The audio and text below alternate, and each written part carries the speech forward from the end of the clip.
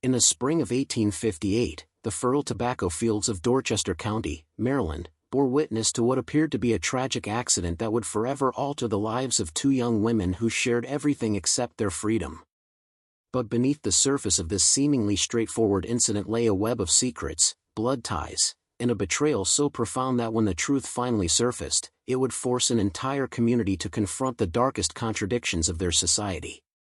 A story where loyalty and survival collided in ways that challenged every assumption about family, duty, and the price of freedom itself. Before we jump back in, tell us where you're tuning in from, and if this story touches you, make sure you're subscribed because tomorrow, I've saved something extra special for you. What began as whispers in the slave quarters would eventually expose a truth that had been hidden in plain sight for nearly 2 decades, a truth that revealed how the bonds of sisterhood could be both the strongest connection and the most devastating weapon. Tonight, I want to take you into a world where the line between victim and villain blurred so completely that even now, more than a century and a half later, we struggle to understand the choices that were made on that fateful spring night at Willowbrook Plantation. Jonathan Whitmore was known throughout Dorchester County as a gentleman planter of considerable refinement and moderate temperament, a reputation that set him apart from many of his contemporaries in the tobacco trade. At 45 years old, he had inherited Willowbrook Plantation from his father and had maintained it as one of the more prosperous estates along the Chesapeake Bay region. His manner was reserved but not unkind, and he was known to attend church regularly, contribute to local charitable causes, and speak with measured words about the peculiar institution that formed the foundation of his wealth. The plantation house itself reflected Jonathan's preference for understated elegance rather than ostentatious display. The white colonial structure rose 2 stories above manicured grounds, with wide porches that caught the evening breeze from the bay. Inside, the rooms were furnished with pieces imported from Baltimore and Philadelphia, and the walls were adorned with portraits of Whitmore ancestors dating back to the early colonial period. It was a house that spoke of established wealth and respectable lineage, a symbol of everything the Whitmore family had built over 3 generations in Maryland. Elizabeth Whitmore, Jonathan's wife of 20 years, was a delicate woman whose health had never been robust. At 42, she spent much of her time in the upstairs sitting room, attending to needlework and correspondence while managing the household staff from a respectful distance. She had given birth to only one child, a daughter named Abigail, and the difficult delivery had left her unable to bear more children. This singular focus on their only child had created an atmosphere of protective devotion that shaped every aspect of Abigail's upbringing. Abigail Whitmore, at 17 years old in the spring of 1858, embodied everything her parents had hoped to cultivate. She was accomplished in music, well-read in literature appropriate for young ladies, and possessed the kind of gentle beauty that had already attracted the attention of several suitable young men from neighboring estates. Her auburn hair was always properly arranged, her dresses were made from the finest fabrics that Baltimore shops could provide, and her manner carried the effortless grace that came from never having wanted for anything. She moved through the plantation house as if she were floating, her presence bringing light and laughter to rooms that might otherwise have felt too formal and constrained. But there was another young woman at Willowbrook Plantation whose life was inextricably bound to Abigail's, though the nature of that connection was known to only a few. Rebecca was also 17 years old, born within weeks of Abigail, though the circumstances of her birth were never openly discussed in polite company. She worked as a house servant, attending primarily to Elizabeth Whitmore's needs and occasionally assisting Abigail with her daily routines. Her skin was lighter than most of the enslaved people at Willowbrook, light enough that strangers sometimes mistook her status until they noticed the simple homespun dress and the deference in her posture. Rebecca's mother, Dinah, had worked in the Whitmore household for more than 30 years, first as a field hand and later as a trusted house servant. Dinah was a woman of quiet dignity who performed her duties with meticulous care and rarely spoke unless directly addressed. She had raised Rebecca with an intensity of purpose that others in the quarters noticed but never questioned aloud. There was something in the way Dinah watched over her daughter, a protectiveness that went beyond normal maternal concern, as if she were guarding a secret that could shatter like glass if handled carelessly. The relationship between Abigail and Rebecca was unusual in ways that made some visitors to Willowbrook uncomfortable, though they could never quite articulate why. The two young women had been raised in close proximity, playing together as children in ways that blurred the stark lines that were supposed to separate their worlds. Abigail had insisted on teaching Rebecca to read when they were both 7 years old, a decision that Elizabeth had reluctantly permitted despite the legal prohibitions and social taboos surrounding slave literacy. They shared secrets whispered in the garden at twilight, traded books hidden beneath Abigail's bed, and communicated with glances that suggested an understanding deeper than words could convey. Margaret Patterson, who owned the neighboring Oakmont plantation with her husband, had observed this unusual dynamic during her frequent visits to Willowbrook. She was a sharp-eyed woman in her 50s who prided herself on understanding the proper order of things, and she had mentioned to Elizabeth more than once that perhaps the familiarity between Abigail and Rebecca had been allowed to develop beyond what was appropriate. Elizabeth would smile weakly and change the subject, but Margaret noticed the way her friend's hands would tremble slightly when the topic arose, as if touching on something too painful to examine directly. The enslaved community at Willowbrook numbered 40 souls, ranging from infants to elderly men and women who had spent their entire lives on the property. They worked the tobacco fields that stretched toward the bay, tended the vegetable gardens, maintained the outbuildings, and performed the countless tasks that kept a plantation of this size functioning. Henry Caldwell, the overseer, managed the labor with a firm but not particularly cruel hand by the standards of the time.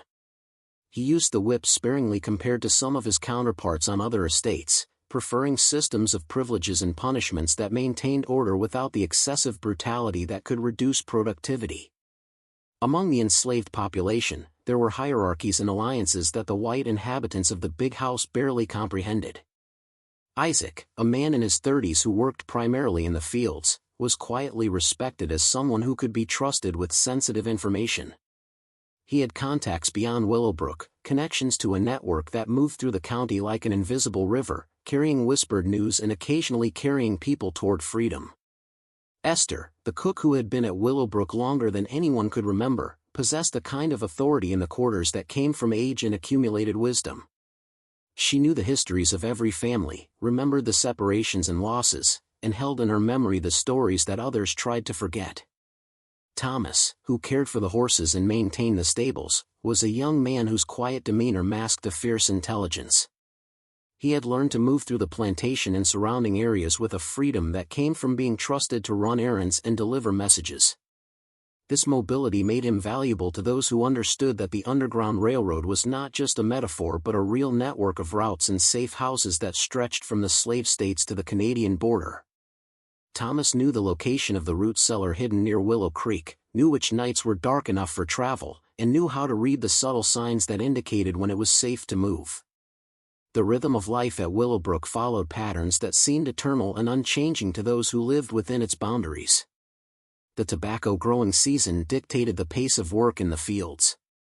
The social calendar of visits and dinners structured the activities of the big house.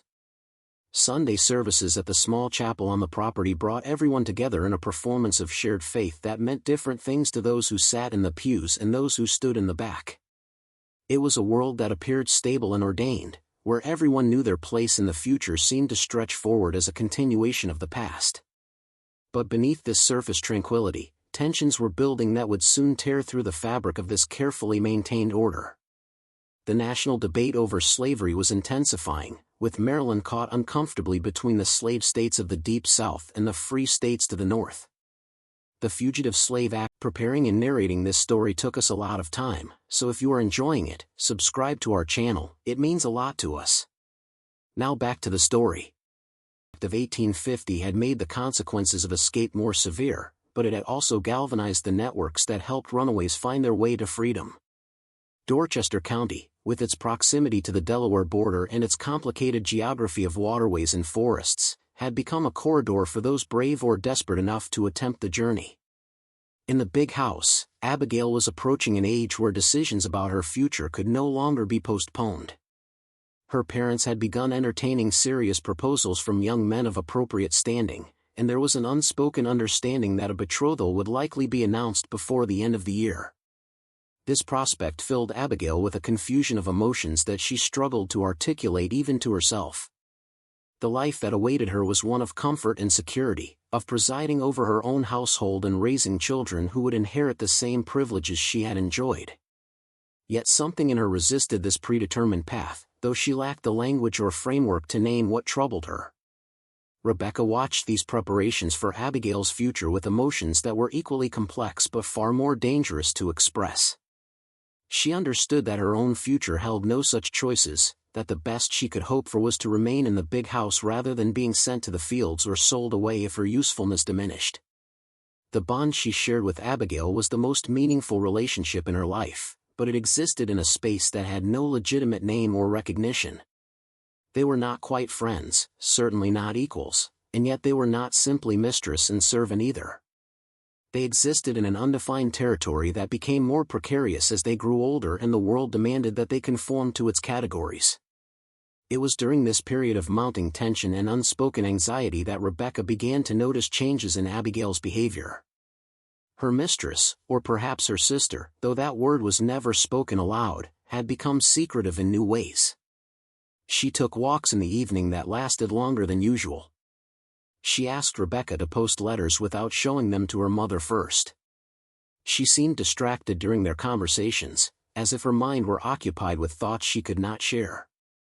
Rebecca knew Abigail well enough to recognize when something significant was troubling her, but for the first time in their lives, Abigail was keeping secrets that Rebecca was not invited to share. The spring of 1858 brought unusually warm weather to Dorchester County, and with it came a restlessness that seemed to affect everyone at Willowbrook. The tobacco seedlings were thriving in the fields.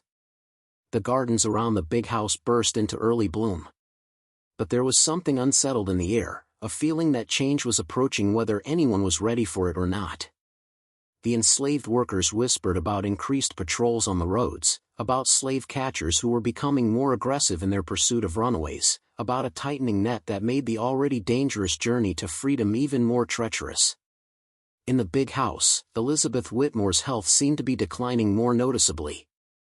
She spent entire days in her room, seeing only Dinah and Rebecca, and when she did appear at dinner, her face was drawn and her hands shook as she lifted her teacup. Jonathan became more preoccupied with business matters, spending long hours in his study reviewing ledgers and writing letters to his factors in Baltimore. The atmosphere in the house took on a strained quality, as if everyone were waiting for something to happen but no one knew quite what. It was during one of her evening walks in late April that Abigail made a decision that would set in motion events none of them could have anticipated. She had been meeting someone in secret, a young man who was not from their county and whose presence in the area would have caused considerable scandal if discovered. His name was David, and he was the son of a Quaker family from Pennsylvania who opposed slavery on religious grounds. They had met during a trip to Baltimore the previous fall, and they had been corresponding ever since, their letters growing increasingly intimate and increasingly focused on questions that challenged everything Abigail had been taught to accept without question. David had connections to the network that helped enslaved people escape to freedom, and in their conversations, he had opened Abigail's eyes to perspectives she had never considered. He spoke of slavery not as the natural order of things but as a moral abomination that contradicted the principles of Christianity and human dignity. He challenged her comfortable assumptions about the people her family owned, asking her to imagine what it meant to live without the basic freedoms she took for granted. And gradually, dangerously, he had planted in her mind the idea that she could do something meaningful, something that would matter beyond the narrow confines of her prescribed role. Abigail had decided that she would help someone escape.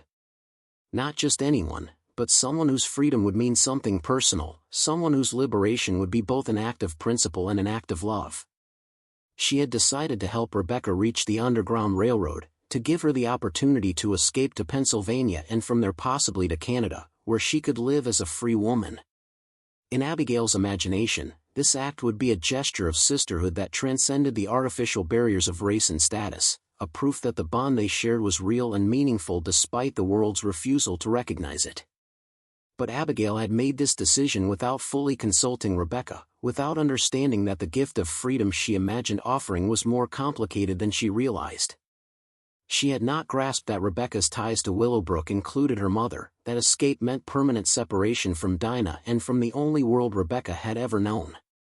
She had not considered that the journey itself was fraught with dangers that went far beyond her sheltered comprehension, or that capture meant consequences too terrible to contemplate. And most crucially, she had not understood that Rebecca's feelings about their relationship and their respective positions in the world might be far more conflicted than she had imagined. Rebecca had always known the truth about her birth, though it had never been spoken directly. Dinah had told her in careful whispers when she was old enough to understand, using words that were both precise and wrapped in layers of protection. The master was her father. Abigail was her half-sister. The comfortable life she enjoyed in the big house, relative to the brutal conditions endured by field workers, came from this biological connection that could never be acknowledged publicly.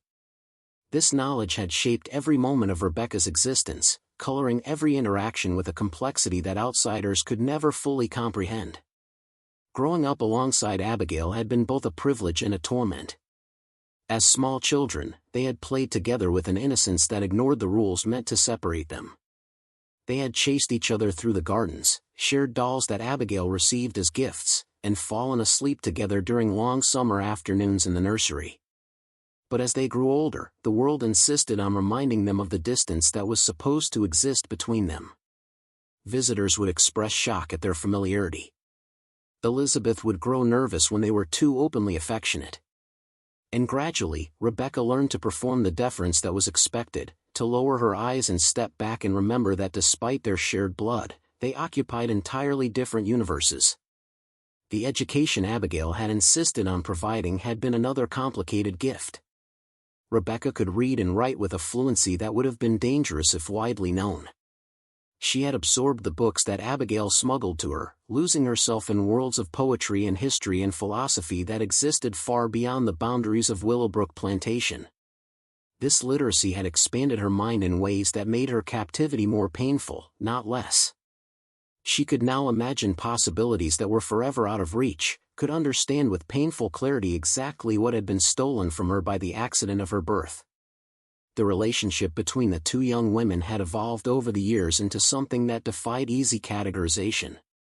They shared an intimacy that went beyond friendship, a connection forged by proximity and shared secrets and the unspoken acknowledgement of their blood tie.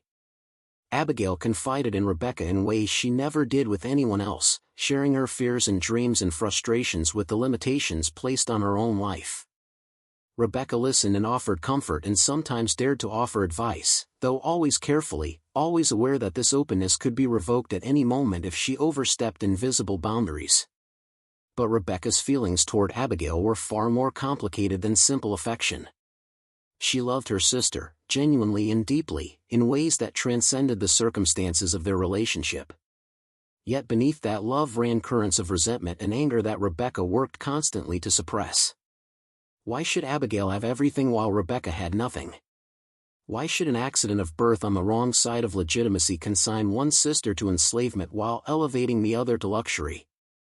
The injustice of it burned in Rebecca's chest during the long nights when she lay on her narrow bed in the small room off the kitchen, listening to the sounds of the big house settling around her. Dinah had tried to teach Rebecca how to navigate these treacherous emotional waters. She had explained, in her quiet, careful way, that survival meant accepting what could not be changed, finding small moments of dignity within a system designed to strip dignity away, and never, ever allowing the anger to show where it could be seen. Dinah herself had mastered this art over 3 decades, maintaining a facade of calm acceptance that concealed whatever she truly felt about the man who had taken her without consent and the daughter who lived as a constant reminder of that violation. The question of Jonathan Whitmore's relationship with Dinah was another secret that everyone knew but no one discussed. It had happened when Dinah was young, probably not much older than Rebecca was now. Whether it had been a single assault or an extended period of abuse, no one in the quarters would say, and Dinah herself had never spoken of it except to tell Rebecca the essential truth of her parentage. Jonathan treated Dinah with a distant courtesy that might have been guilt or might have been simple indifference. He provided for Rebecca's needs more generously than he might have for other enslaved children, ensuring she stayed in the house rather than being sent to the fields, but he never acknowledged her as his daughter, never looked her directly in the eye, never indicated by word or gesture that she was anything more to him than another piece of property. Elizabeth Whitmore's knowledge of the situation was apparent in ways that were never openly acknowledged. She was kind to Rebecca in a brittle, nervous way, but she could not hide the discomfort that Rebecca's presence caused her. Every time Elizabeth looked at Rebecca, she was confronted with evidence of her husband's betrayal, a living reminder that her marriage was built on foundations that included violence and violation. Yet the social rules of their world provided no mechanism for addressing this reality. Elizabeth could not send Rebecca away without raising questions she did not want answered. She could not treat her with open hostility without violating the veneer of Christian benevolence that white mistresses were expected to maintain. So she existed in a state of perpetual unease, managing her household while trying not to look too closely at the young woman who moved through it carrying her husband's features in her face. The spring of 1858 brought new complications to this already fraught situation. Abigail's growing restlessness had not escaped Rebecca's notice. She recognized the signs of her sister's secret correspondence, the way Abigail's eyes would light up when certain letters arrived, the increased frequency of her evening walks. Rebecca had not pressed for details, understanding that Abigail was entitled to her privacy even if Rebecca herself had none. But she had felt a growing unease, a sense that whatever Abigail was involved in would eventually touch her own life in ways she could not control. When Abigail finally approached Rebecca with her plan, it came during one of their rare moments of complete privacy. It was a warm evening in late April, and they were in Abigail's bedroom, ostensibly so Rebecca could help her prepare for bed. But instead of the usual routine, Abigail had locked the door and turned to Rebecca with an expression that combined excitement and determination and something that might have been fear. She explained everything in a rush of words that seemed to have been building for weeks. She had met someone who had opened her eyes to the moral horror of slavery. She had come to understand that the system they lived within was fundamentally wrong, that no human being should own another, that the comfort of her own life was built on the suffering of others. And she had decided to act on this newfound conviction by helping Rebecca escape to freedom. She had made contact with people who could guide Rebecca to Pennsylvania, where she would be beyond the reach of the Fugitive Slave Act. She had saved money to help with the journey. She had planned everything carefully, and all Rebecca had to do was trust her and be ready to leave when the time came. Rebecca listened to this outpouring with a growing sense of horror that she struggled to conceal.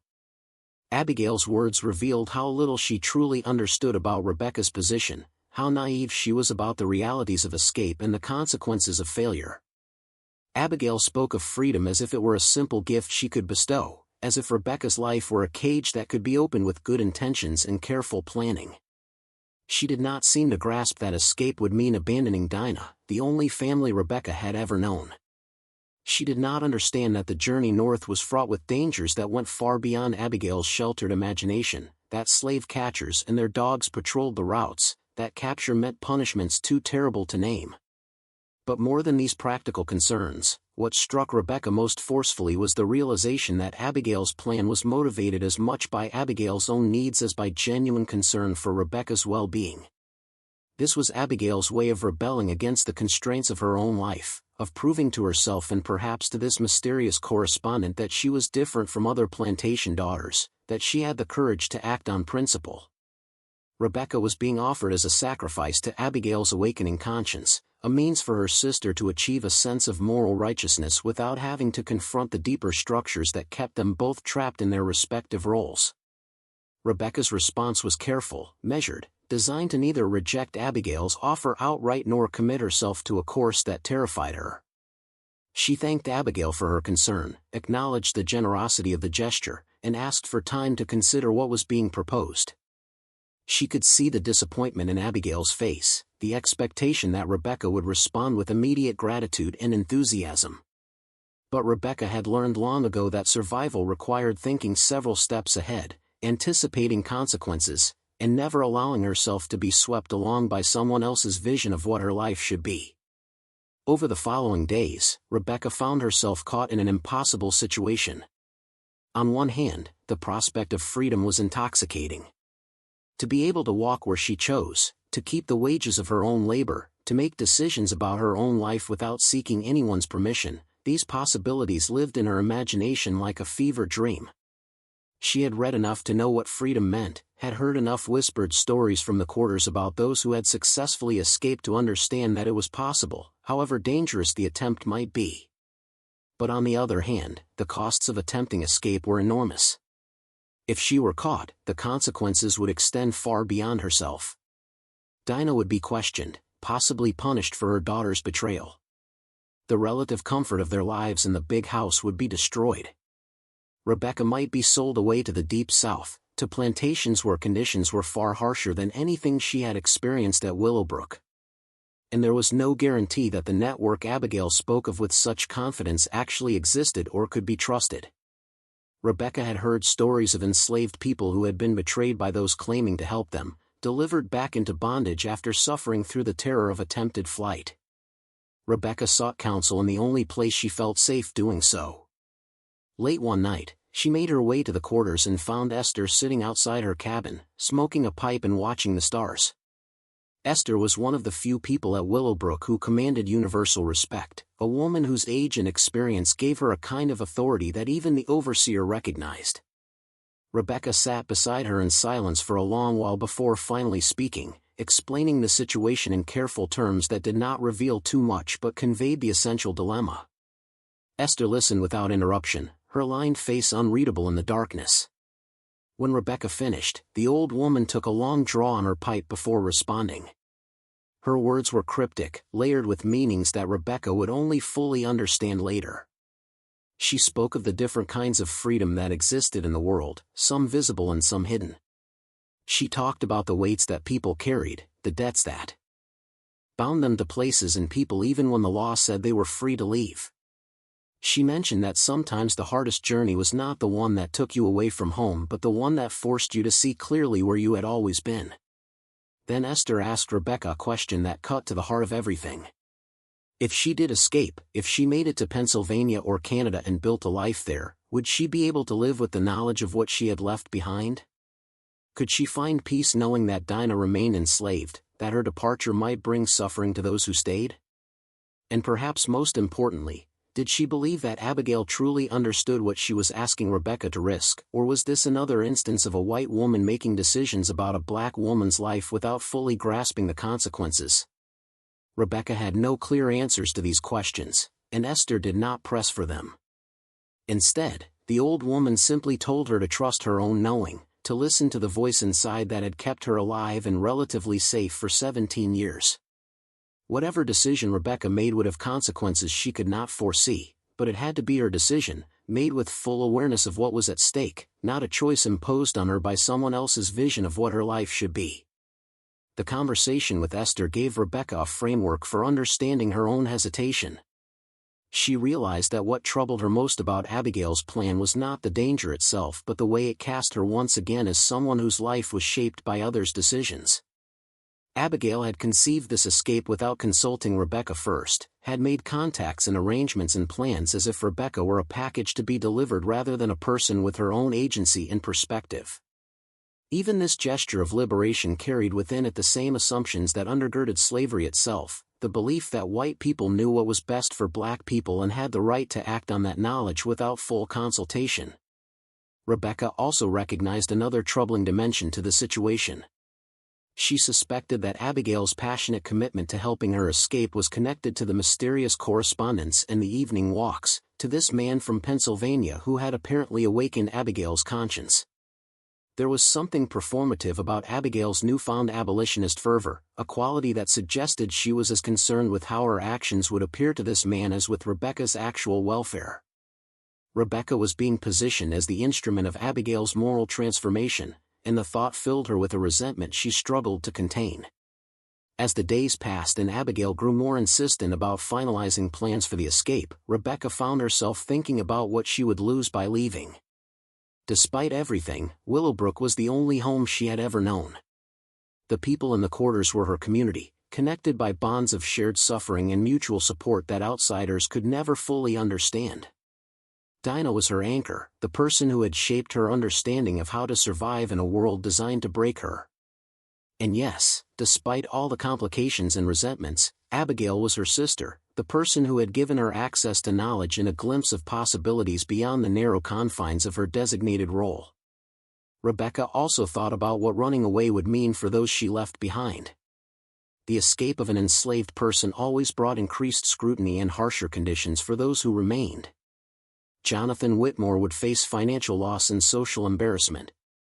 His response would likely include tightening restrictions on all the enslaved people at Willowbrook, making their lives more difficult as a way of preventing future escapes.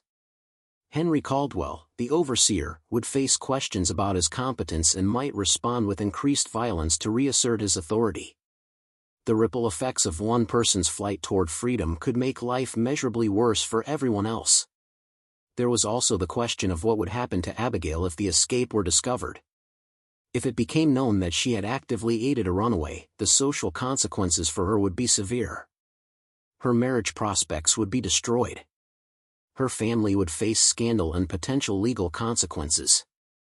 Elizabeth's fragile health might not withstand the shock. Jonathan's business relationships would suffer. In trying to help Rebecca, Abigail would be risking not just her own future but the stability of her entire family. These considerations weighed heavily on Rebecca as she tried to navigate a path forward. She understood that Abigail expected gratitude and cooperation, that any hesitation on Rebecca's part would be interpreted as lack of courage or commitment to her own freedom.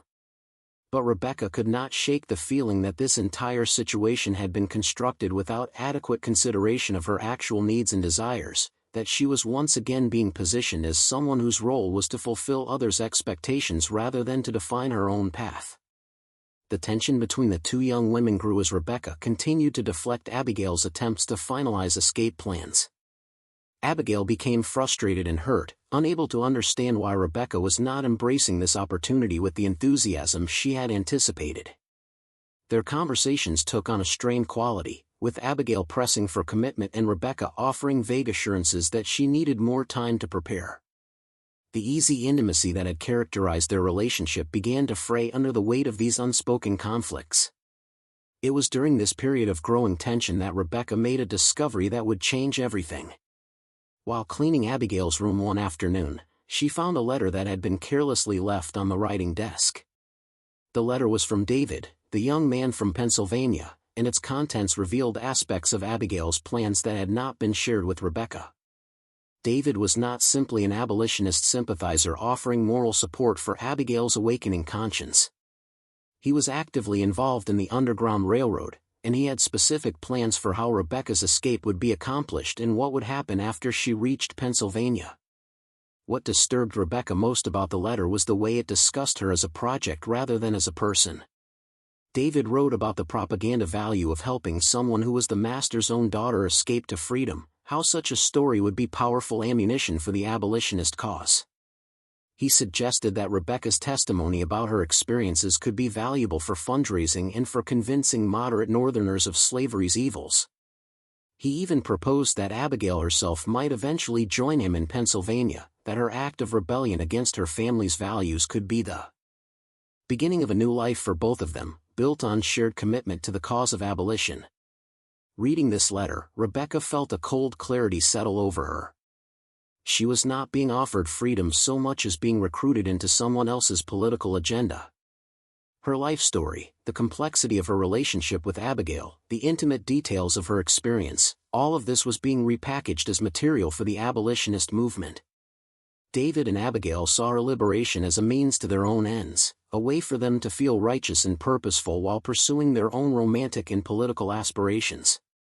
Once again, Rebecca's life was being shaped by others' needs and desires rather than by her own autonomous choices. The betrayal Rebecca felt reading that letter went deeper than simple anger. It touched on the fundamental question of what freedom actually meant. If escaping to Pennsylvania meant becoming a specimen for abolitionist display, speaking words that others had scripted for her, performing her trauma for audiences of white Northerners who wanted to feel good about their opposition to slavery, was that really freedom at all?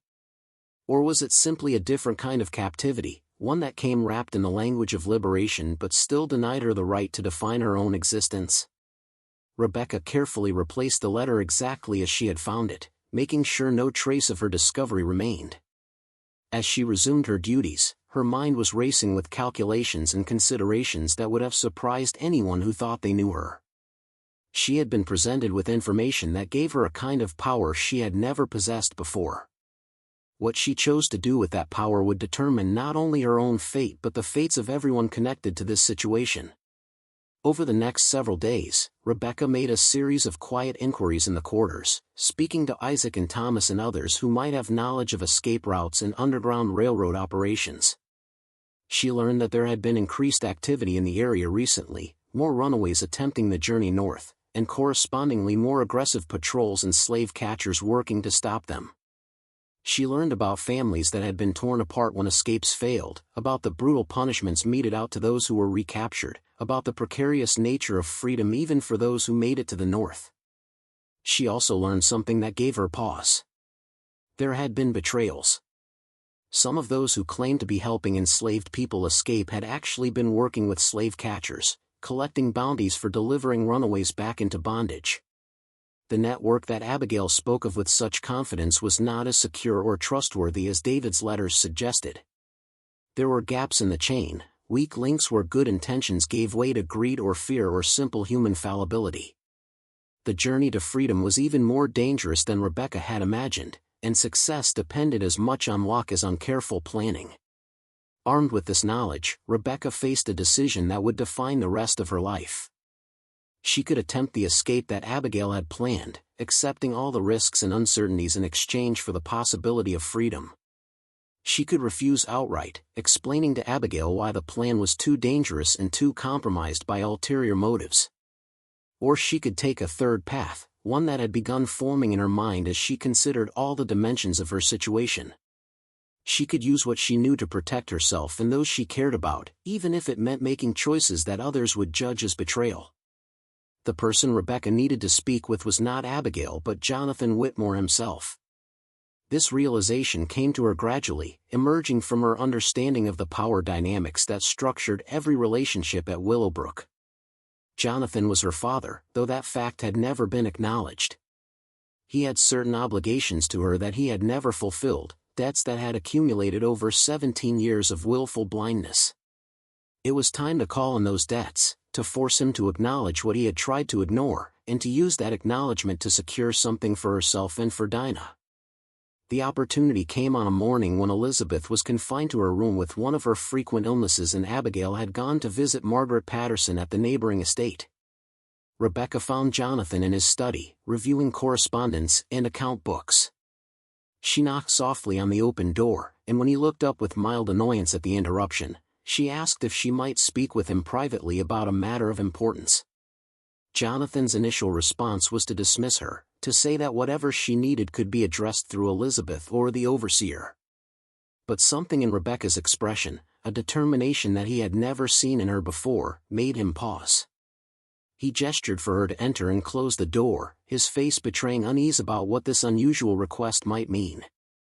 What Rebecca said in that study, during a conversation that lasted perhaps 15 minutes, would determine the course of events that followed. She spoke carefully but directly, acknowledging for the first time in his presence the biological connection between them. She explained that she knew about Abigail's plans to help her escape, that she had evidence of correspondence with Northern abolitionists, and that this scheme, if discovered, would bring catastrophic consequences not just for her but for the entire Whitmore family. She explained that she had not come to threaten him or to demand anything unreasonable. She had come to propose an arrangement that would protect everyone's interests. In exchange for information about Abigail's plans and contacts, she wanted certain guarantees for herself and for Dinah. She wanted a legal document that would prevent either of them from ever being sold away from Willowbrook. She wanted assurance that when Jonathan died, provisions in his will would grant them their freedom. She wanted these promises in writing, properly witnessed and legally binding, so that they could not be revoked on a whim or forgotten when circumstances changed. Jonathan's response to this unprecedented demand revealed the complicated calculus of a man confronted with the consequences of his own actions. He could have refused, could have punished Rebecca for her audacity in making such a request. But he recognized that she held information that could destroy his family's reputation and potentially expose Abigail to legal consequences under laws designed to punish those who aided fugitive slaves. He also recognized, perhaps for the first time, that he had created this situation through his own failure to properly address the results of his relationship with Dinah. After a long silence, during which he seemed to age visibly before Rebecca's eyes, Jonathan agreed to her terms. He would draw up the documents she requested, have them properly witnessed by his attorney in town, and provide her with copies that she could keep secure.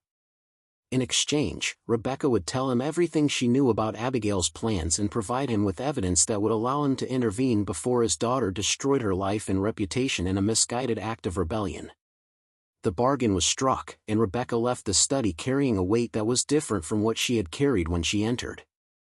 She had secured a form of freedom for herself and her mother, not immediate liberation but a guaranteed path toward it. She had protected the Whitmore family from the scandal that would have erupted if Abigail's plans had proceeded. But she had also set in motion a betrayal that would shatter her relationship with her sister and force her to live with consequences that she could only partially foresee. Over the next few days, Rebecca provided Jonathan with the information he needed.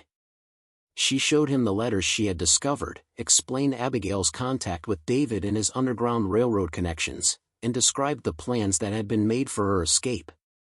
Jonathan received this information with a grim determination, recognizing that he would need to act swiftly to prevent a disaster that would have repercussions far beyond his immediate family. Rebecca watched these events unfold with emotions that were almost impossible to untangle.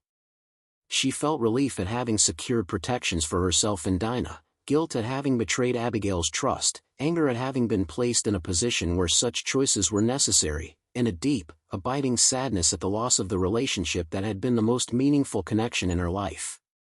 She knew that what she had done would be judged harshly by many, seen as a betrayal of her own people's struggle for freedom. But she also knew that she had made the only choice that offered any real security in a world where every option came with terrible costs. The confrontation between Jonathan and Abigail happened on an evening in early May, when spring was giving way to summer and the tobacco plants were growing tall in the fields. Rebecca was not present for that conversation, but she heard later from others in the house about the shouting that had echoed through the hallways, about Abigail's tears and Jonathan's cold fury, about the way the household had been paralyzed by the rupture of the carefully maintained peace that had existed before. Abigail was confined to her room for several days afterward, her correspondence strictly monitored and her movements restricted. Letters to David were intercepted and destroyed. Plans for escape were dismantled before they could be executed. The Underground Railroad contact that had been established in the area was alerted and shifted their operations away from Willowbrook, recognizing that the situation had been compromised. The moment of potential liberation that had seemed so close dissolved like morning fog under the sun's harsh light.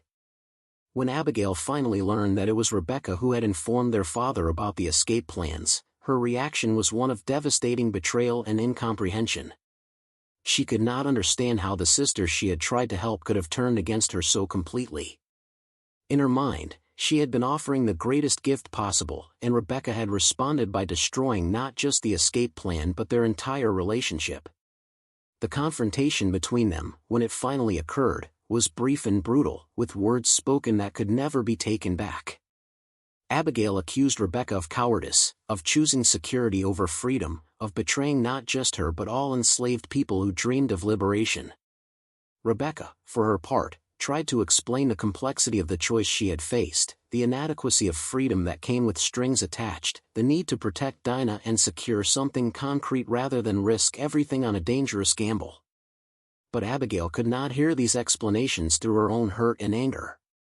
To her, Rebecca had revealed herself as someone fundamentally different from who Abigail had believed her to be, someone who had chosen slavery over the risks of freedom. The breach between them was complete and seemingly irreparable. They no longer spoke except when absolutely necessary for household functions. The intimacy they had shared was replaced by a cold formality that was more painful than open hostility would have been. Abigail's eyes, when they fell on Rebecca, held a mixture of hurt and contempt that cut deeper than any physical wound. And Rebecca, carrying the weight of her decision, understood that she had traded one form of bondage for another. She had secured certain protections, but she had lost the relationship that had made her life at Willowbrook bearable. The documents Jonathan Whitmore prepared were executed with meticulous attention to legal detail. His attorney in Cambridge, a man named Edmund Foster who had handled the Whitmore family's affairs for 2 decades, drew up papers that guaranteed Dinah and Rebecca would never be sold away from Willowbrook Plantation and stipulated that upon Jonathan's death, both women would receive their manumission. The documents were witnessed, notarized, and filed with the county clerk, creating a legal protection that was as solid as any such arrangement could be in a slave state in 1858. Rebecca kept her copy of these papers hidden in a small wooden box that Dinah had given her, wrapped in cloth to protect them from moisture and damage. She would take them out sometimes late at night when she was alone, reading the formal legal language that represented the only security she had ever possessed. The words on those pages meant that her future, while still constrained by the fact of her enslavement, contained at least the promise of eventual freedom. It was not the immediate liberation that Abigail had offered, but it was tangible and legally enforceable in ways that a dangerous flight through the night could never be. The change in the household after the revelation of Abigail's plans was immediate and profound. Elizabeth Whitmore, when she learned what her daughter had attempted, suffered a collapse that confined her to bed for nearly 2 weeks. The shock of discovering that Abigail had been corresponding with a northern abolitionist and planning to help an enslaved person escape shattered Elizabeth's already fragile health.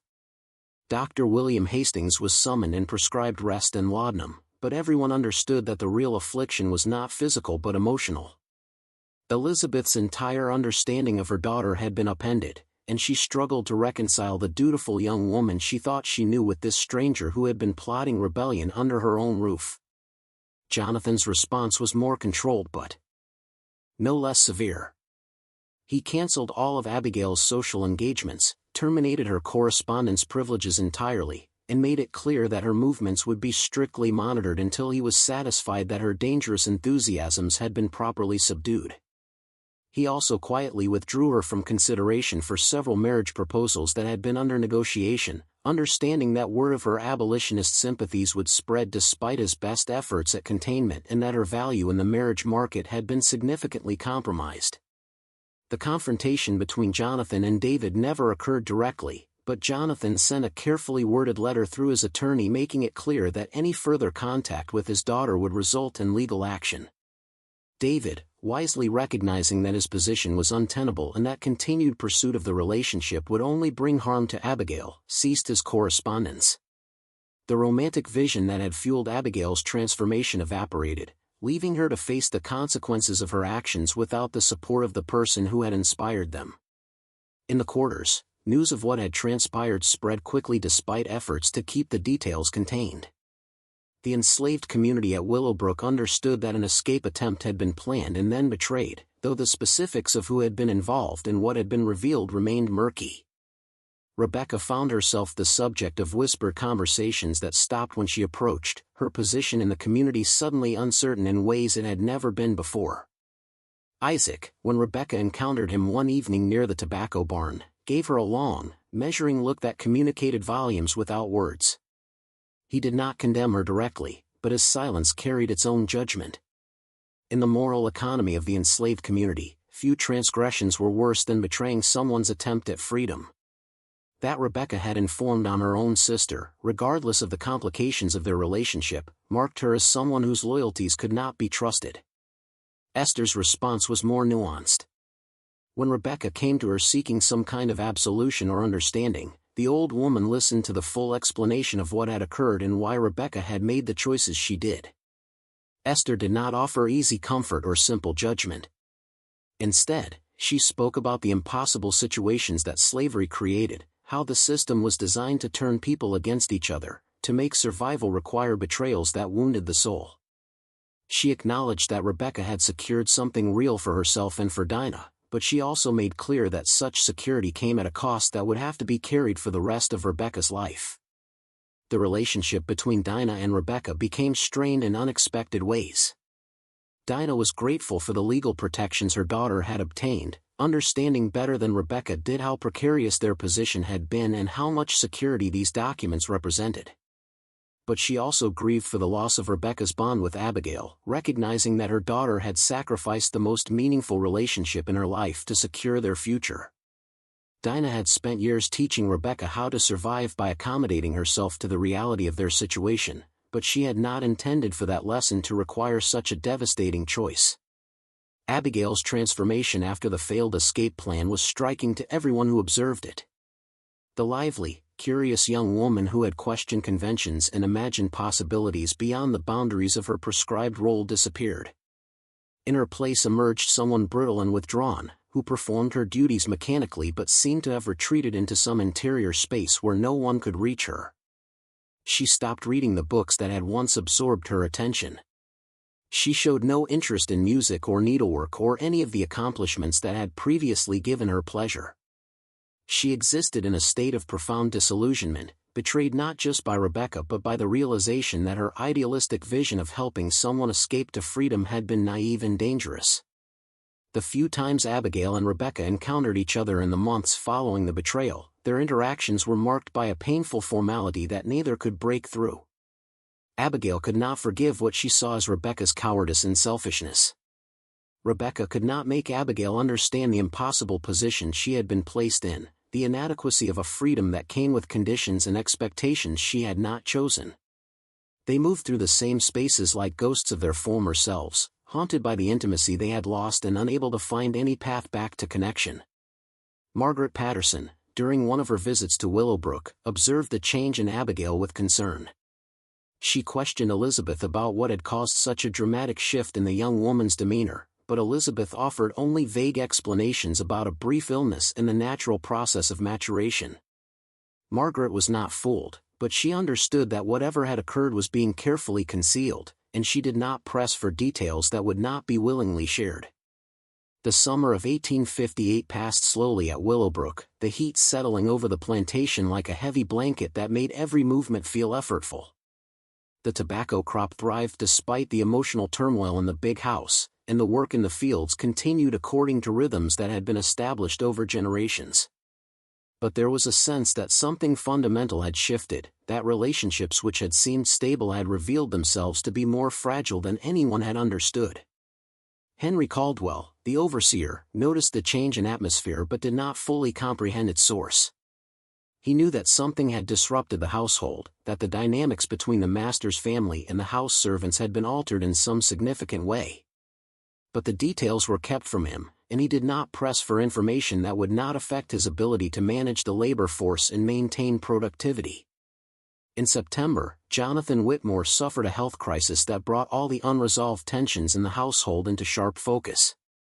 He collapsed one evening in his study, apparently from some kind of seizure or stroke. Dr. Hastings was summoned urgently and determined that while Jonathan would survive, he had been seriously weakened and would require extended rest and care. The incident forced Jonathan to confront his own mortality in ways he had been avoiding, and it brought questions about the future of Willowbrook and his family to the forefront of his mind. During his convalescence, Jonathan had time to reflect on the choices he had made and the consequences they had produced. He thought about Dinah and the violence he had done to her decades earlier, a violation he had never properly acknowledged or attempted to address. He thought about Rebecca and the daughter he had never claimed, whose intelligence and dignity had been apparent to everyone who knew her but whom he had treated as merely another piece of property. He thought about Abigail and how his own moral failures had created the circumstances that led to her dangerous rebellion and subsequent disillusionment. These reflections did not lead to any dramatic transformation in Jonathan's character or behavior.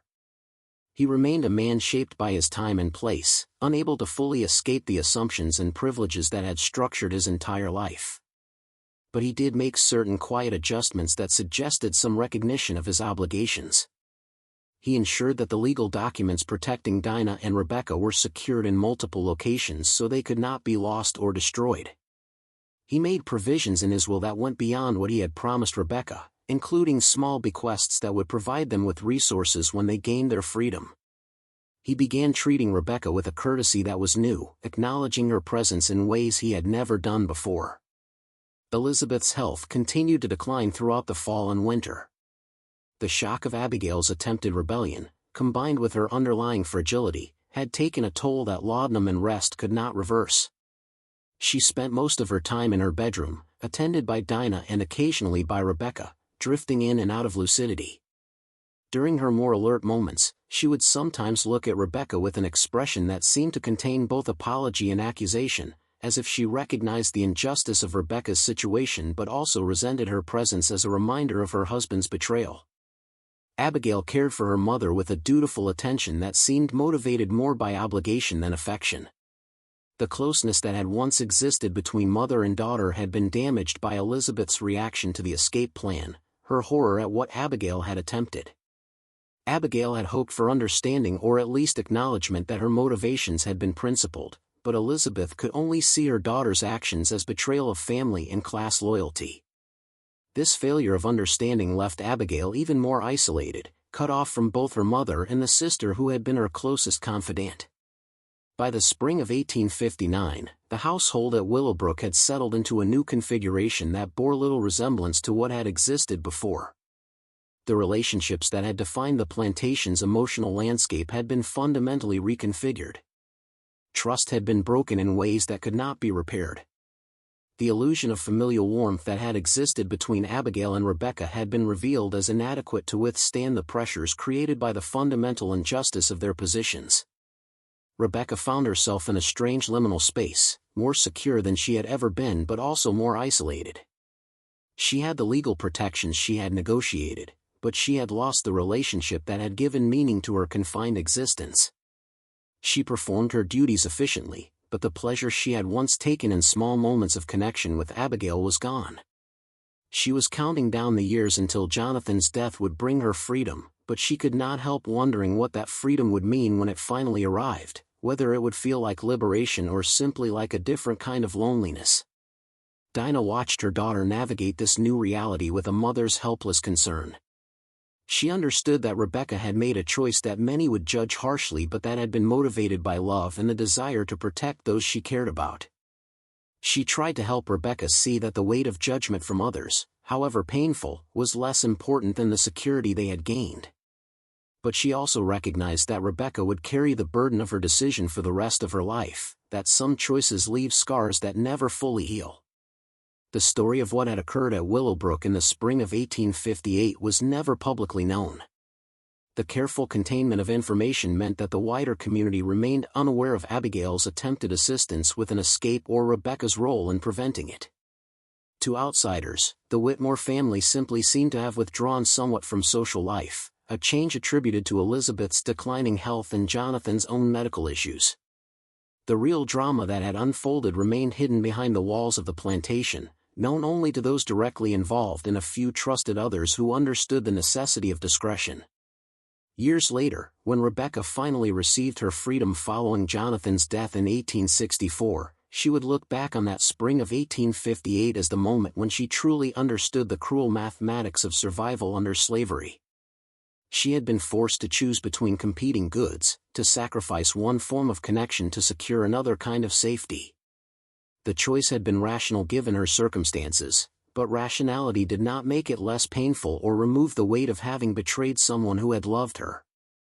Abigail, who married eventually but never spoke of Rebecca again, carried her own scars from that time. She had learned that good intentions were not enough, that privilege created blind spots that could turn benevolence into harm, and that the structures of oppression were stronger and more complex than she had imagined in her moment of youthful idealism. The loss of her relationship with Rebecca taught her something about the cost of the world she had been born into, though whether that lesson led to genuine transformation or simply to resignation was something she herself might not have been able to answer. The enslaved community at Willowbrook continued its own quiet work of survival and resistance, finding ways to maintain dignity and connection despite the system designed to break both. Isaac and Thomas and others continued their involvement with the Underground Railroad, helping people escape to freedom through routes that did not involve the compromised channels that had endangered the original plan. They understood that Rebecca's betrayal was a product of the impossible choices slavery created, but that understanding did not erase the wariness they felt around her. In the end, the story of Rebecca and Abigail was a story about how slavery corrupted every relationship it touched, making genuine intimacy nearly impossible across the divide of bondage and freedom. It was a story about the different meanings of liberation and the various forms that captivity could take. And it was a reminder that in a system built on fundamental injustice, There were often no good choices, only the terrible necessity of choosing between different kinds of loss. Up next, you've got two more standout stories right on your screen. If this one hit the mark, you won't want to pass these up. Just click and check them out.